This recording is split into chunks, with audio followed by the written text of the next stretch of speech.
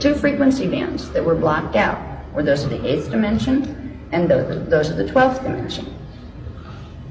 These particular dimensions, to block those out, is how you sever your connection to Source. It's how you sever your connection at D12, between D12 and D13. When you go into D13, 14, and 15, you're dealing with the level of personal identity or planetary identity. That's called a rishi. It's a collective.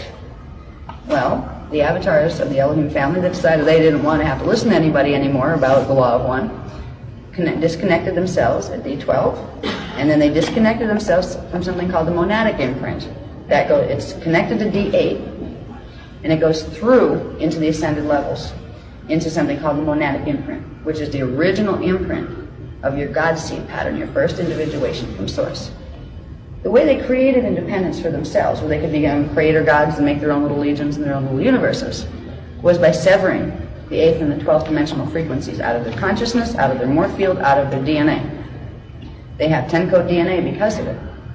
They grounded the stellar bridge on a 10-code pulse so their biologies could go through, because if they tried to go through the halls of Amentai on a 12-code, they'd incinerate, because they don't have in their bodies the receptors to pull in the 8th and 12th frequencies. And if you happen to be unfortunate and you are someone who was born through the negative Elohim matrices, they're not going to be nice parent cells, parent parts of yourself.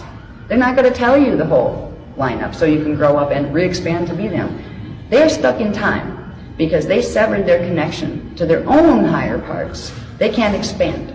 They know themselves as finite, like we know ourselves as finite. And finite beings that don't realize the connections will try to control the actions and energies of other beings.